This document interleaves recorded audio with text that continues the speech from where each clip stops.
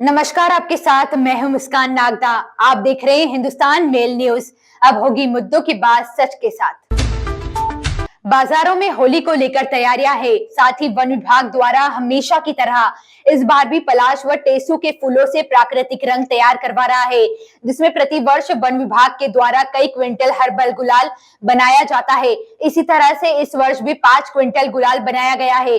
वहीं इस बार शहरवासियों के अच्छे प्रतिसाद के साथ ही वन विभाग को ऑनलाइन भी कई डिमांड गुलाल के लिए मिल रही है। दरअसल आधुनिक युग में कलर में अलग अलग केमिकल मिलाकर रंग बिरंगी कलर व गुलाल बाजार में बिकने आते हैं, जिससे त्वचा की बीमारियों का खतरा बढ़ जाता है, जिसको देखते हुए वन विभाग द्वारा हर साल विभिन्न फूलों से प्राकृतिक रंग से गुलाल बनाए जाते हैं। चोरल में वन समिति द्वारा एक प्लांट लगाया गया है, जिसमें 100 से अधिक लोग मिलकर प्राकृतिक रंग गुलाल को तैयार करते हैं, जिसके बाद वन विभाग इन रंग गुलाल स्टॉल के माध्यम से आम जनता तक पहुंचाता है। वहीं पिछले कुछ सालों से लगातार इन प्राकृतिक रंगों को मिल रहे प्रतिसाद के मद्देनजर वन विभाग का कहना है कि पिछले वर्ष पर मिले प्रतिसाद के बाद इस वर्ष जल्द इसकी बिक्री की है। साथ ही ऑनलाइन मंत्रालय के साथ ही अन्य जिलों से इसकी मांग आ रही है। देखिए, होली के त्यौहार के समय भिन्न भिन्न तरह के मार्केट में कलर आते हैं, जिसमें कई तरह के केमिकल और इनका उपयोग होता है और वो कई बार जैसे होली के बाद शरीर की स्किन को काफ़ी नुकसान भी पहुंचाते हैं। तो इसी के चलते हुए वन विभाग हर साल होली पर हम लोग हर्बल गुलाल बनाते हैं और उसे हम प्रमोट करते हैं लोगों की सूखी होली खेलें और पानी को बचाएं और अपनी स्किन को भी बचाएं। और ये जो हर्बल गुलाल है वो जो टेसू जिनको बोलते हैं, पलाश के फूलों से इनको बनाया जाता है और पूरी तरह ऑर्गेनिक है। इसमें कोई भी केमिकल, कोई भी बाहरी चीज़ नहीं मिलाई जाती है जिससे शरीर की त्वचा को नुकसान हो। इंदौर के राव स्थित जवाहरलाल नेहरू आयुर्वेदिक चिकित्सालय में प्राचीन पद्धति से लोगों का उपचार किया जा रहा है। वहीं चिकित्सालय के आला अधिकारियों ने मौसम की वजह से चल रहे वायरल इन्फेक्शन के बारे में भी कुछ महत्वपूर्ण जानकारी दी। Hospital superintendent doctor Jagdish Pancholi ने बताया कि मौसम के बदलाव के कारण यह वायरल होना आम बात है। इससे बचने के लिए हमें अपने आसपास साफ सफाई रखना बहुत जरूरी है। वहीं डॉक्टर ने बताया कि यह प्रदेश का पहला ऐसा आयुर्वेदिक हॉस्पिटल है जहां सबसे ज्यादा महिलाएं डिलीवरी के लिए आती है। हॉस्पिटल में चारों ओर साफ सफाई का खास ध्यान रखा गया है।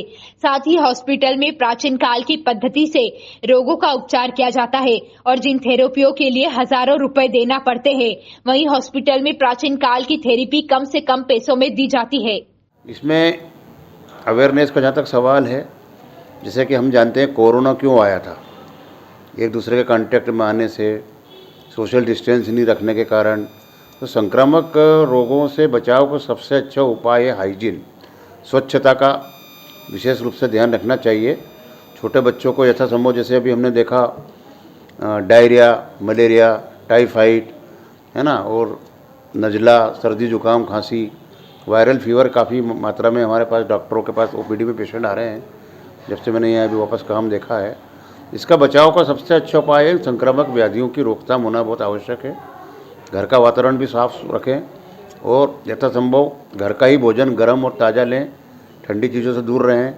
बाहर की कटी फटी चीज़ें जो बिकती है, पुराने फल या बाज़ार की जहाँ पे कीटाणुओं का, मक्खियों का जहाँ प्रकोप रहता है, उन चीज़ों से, हाट बाज़ार से जो मिलती है, उनको थोड़ा अवॉइड करें तो ज़्यादा अच्छा रहेगा। पूर्वोत्तर राज्यों में भाजपा को मिली जीत का असर इंदौर में भी देखने को मिला, जहां पर इंदौर के भाजपा कार्यालय पर बड़ी संख्या में एकत्रित हुए भाजपा नेताओं और कार्यकर्ताओं ने इस जीत का जश्न मनाया। इस दौरान आतिशबाजी और ढोल ताशों के साथ जीत का जश्न भाजपाइयों के द्वारा मनाया गया। दरअसल पूर्वोत्तर राज्य त्रिपुरा, नागालैंड और मेघालय में भारतीय जनता पार्टी के शानदार प्रदर्शन करने के उपलक्ष्य में इंदौर स्थित भाजपा कार्यालय पर आज भाजपा नेताओं और कार्यकर्ताओं ने जमकर जश्न मनाया। इस दौरान भाजपाइयों ने जमकर पटाखे जलाए, साथ ही लड्डू वितरित कर इस जीत की खुशी मनाई। गौरतलब है कि त्रिपुरा, नागालैंड और मेघालय के चुनाव नतीजों के बाद त्रिपुरा और नागालैंड में बीजेपी की गठबंधन की सरकार बनना तय हो चुकी है। वहीं मेघालय में एनसीपी सबसे बड़ी पार्टी बनकर सामने आई है। वहीं तीनों राज्यों में मिली इस जीत का श्रेय भाजपा नेताओं ने पीएम मोदी के नेतृत्व को दिया। सिर्फ पूर्वोत्तर नागालैंड मेघालय सब में ये जो क्षेत्र हैं, आज वहाँ पर जिस चीज़ की कमी लगती थी, पुरानी जो सरकारें थी वो सिर्फ वोट की राजनीति करती थी, कहीं राष्ट्रीयता का भाव उनमें नहीं दिखता था। लेकिन आज जो ऐसी बातें थी जो उनको तोड़ने का प्रयास किया जाता था, आज उन सबसे ऊपर उठ के आज वो सब भारत का अभिन्न अंग के रूप में आज हम देख रहे हैं उनको। और इसीलिए उन्होंने भारतीय जनता पार्टी और नरेंद्र मोदी जी के नेतृत्व को स्वीकार करा। उसका ये जादू में समझता हूँ कि चमत्कार है कि हम वहाँ पर फिर से सरकार बनाने की स्थिति में है, और निरंतर मैं समझता हूँ कि ये विश्वास कायम रहने वाला। इंदौर में आज संभागायुक्त कार्यालय पर पेंशनर्स एसोसिएशन मध्य प्रदेश के बैनर तले बड़ी संख्या में पेंशनर्स रैली के रूप में पहुंचे, जहां पर उन्होंने अपनी लंबित मांगों को लेकर एक ज्ञापन सौंपा। साथ ही उन्होंने अपनी मांगों के समर्थन में जमकर नारेबाजी भी की। दरअसल इंदौर में मध्य प्रदेश पेंशनर्स एसोसिएशन के द्वारा इंदौर शहर में अपनी विभिन्न मांगों को लेकर रैली निकाली गई। रैली में अलग अलग विभागों के पेंशनर शामिल हुए, जिसमें 7वें वेतनमान व डीए बढ़ाने की मांग शामिल है। गौरतलब है कि मांगों को लेकर पेंशन धारक लगातार प्रदर्शन कर रहे हैं, लेकिन सुनवाई नहीं होने से नाराज पेंशनर्स गुरुवार को हाथों में तख्तियां लेकर रैली के रूप में संभागायुक्त कार्यालय पहुंचे। मुख्यमंत्री शिवराज सिंह चौहान के नाम ज्ञापन दिया। पेंशनर्स ने आरोप लगाया है कि उन्हें सिर्फ 6वें वेतनमान से पेंशन दी जा रही है, वहीं उनके डीए की राशि भी नहीं बढ़ाई जा रही है, जिसको लेकर वह लगातार प्रदेश सरकार को ज्ञापन दे रहे हैं। पेंशनर्स ने चेतावनी दी है कि अगर सरकार उनकी मांगों को जल्द नहीं मानेगी तो वह चरणबद्ध तरीके से आंदोलन शुरू कर देंगे। देखिए, हम पेंशनर्स विगत 3 वर्षों से आंदोलनरत हैं। मध्य प्रदेश के पेंशनर्स, इसमें सभी नगर निगम, विश्वविद्यालय, विद्युत मंडल सभी शामिल हैं। ये हम अपनी मांगों के लिए, जिसमें हमारी मुख्य मांग डीआर देना है, महंगाई राहत देना है। महंगाई राहत विगत जो कोरोना काल के पहले हमें बराबर मिल रही थी, लेकिन उसके बाद में सारी जो है समस्याएं पैदा हुई, हमें डीआर नहीं दी गई। अभी जो है इसके लिए 5% डीआर हमारे भी बाकी है। 38% महंगाई राहत हमें मिलनी चाहिए, उसके जगह पे कुल जो है 33% मिल रही है, जबकि ये महंगाई राहत हमको जनवरी से मिलनी चाहिए, लेकिन ये सरकार हमें नहीं दे रही, इसलिए हम आंदोलनरत हैं। साथ ही बीच में पेंशन भी रुकावट आई है। जो है स्वास्थ्य समस्याएं हमारी, इन्होंने जो आयुष्मान योजना लागू की है सभी बुजुर्गों के लिए, लेकिन हम पेंशनों को से वंचित रखा है। इंदौर की तेजाजी नगर क्षेत्र में हुई ट्रक ड्राइवर की हत्या के मामले में पुलिस ने खुलासा करते हुए ट्रक के क्लीनर को गिरफ्तार किया है। आरोपी ट्रक क्लीनर ने गाड़ी रोकने की बात पर हुए विवाद के बाद टामी मारकर ड्राइवर की हत्या कर दी थी और खुद पर भी हमला कर घटना को अज्ञात कार सवार बदमाशों द्वारा करना बताया था। मामला तेजाजी नगर थाना क्षेत्र का है, जहां पुलिस को सूचना मिली थी कि ट्रक ड्राइवर जुल्फिकार की किसी ने हत्या कर दी है। पुलिस ने जब क्लीनर सत्येंद्र सिंह से पूछताछ की तो उसने बताया कि बाईपास रोड केलोद फाटे पर ट्रक के सामने स्कॉर्पियो गाड़ी खड़ी कर 4 लोग बाहर निकले और डंडों से ड्राइवर और मुझे खूब पीटा और भाग निकले। पिटाई से ड्राइवर की मौत हो गई।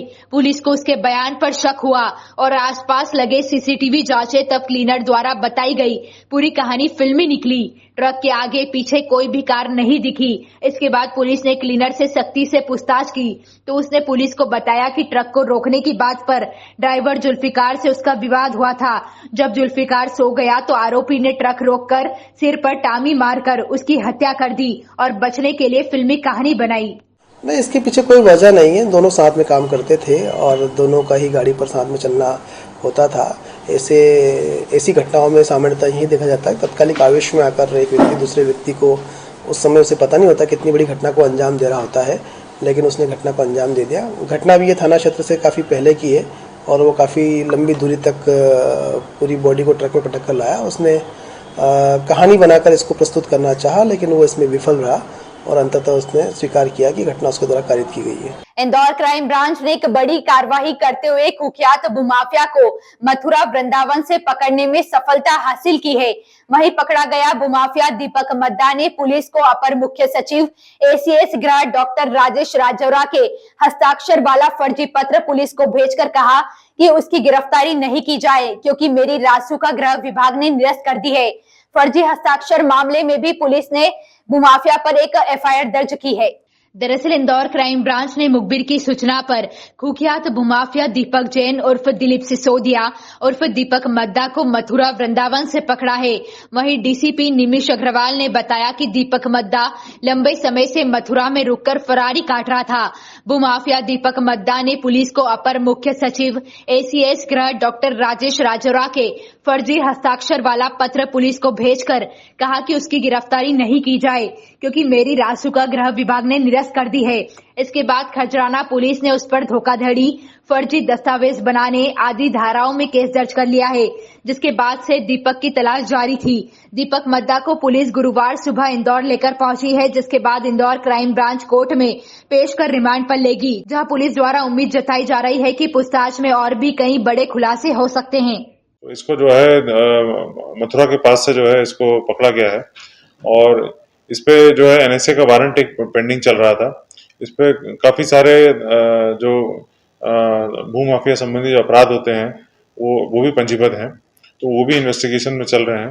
वर्तमान में इसका एनएसए का वारंट पेंडिंग था, जिसके तहत इस पे कार्रवाई की गई है। इंदौर के सेंट्रल कोतवाली पुलिस ने वकील को धमकी देने वाले बदमाश को पकड़ने में सफलता प्राप्त की है। पकड़े गए बदमाशों में एक बालिग है और एक नाबालिग है। फिलहाल पुलिस दोनों से पूछताछ में जुटी है। दरअसल पिछले दिनों शहर में नारेबाजी कर शहर का सौहार्द और एकता बिगाड़ने वाले पर पुलिस द्वारा कड़ी कार्रवाई को अंजाम दिया गया था और उसी तारतम्य में फरवरी माह में कोतवाली पुलिस ने वकील अनिल नायडू को धमकाने का प्रकरण दर्ज किया था। दरअसल वकील अनिल नायडू को बाइक सवार दो बदमाशों ने संजय सेतु पुल पर धमकाया था और बदमाशों ने उदयपुर कांड जिसे गर्दन काटने की धमकी दी थी। मामले में पुलिस ने अमन शहजाद और उसके एक नाबालिग साथी को पकड़ा है। पूरे मामले में पुलिस ने दोनों से बारीकी से पूछताछ शुरू कर दी है ताकि किसके माध्यम से इन दोनों युवकों द्वारा इस तरह का धमकाने का कृत्य किया है, इसका खुलासा किया जा सके। थाना सेंट्रल कोतवाली में अपराध क्रमांक 29/23 धारा 341 254 506 34 आईपीसी का कायम किया गया था, जिसमें अज्ञात आरोपियों की लगातार पतारसी हमने की और उसके बाद लगभग एक आरोपी को हमने ट्रेस किया जो कि नाबालिग था और एक सेकंड आरोपी जो कि बालिग है, जिसको हमने बालिग आरोपी को कल गिरफ्तार किया है और उससे जो मोटरसाइकिल है वो भी जब्त की है फिर। ऐसी ही खास खबरों के लिए हमारे साथ बने रहिए। हिंदुस्तान मेल न्यूज पर हमारे चैनल को सब्सक्राइब जरूर करिएगा।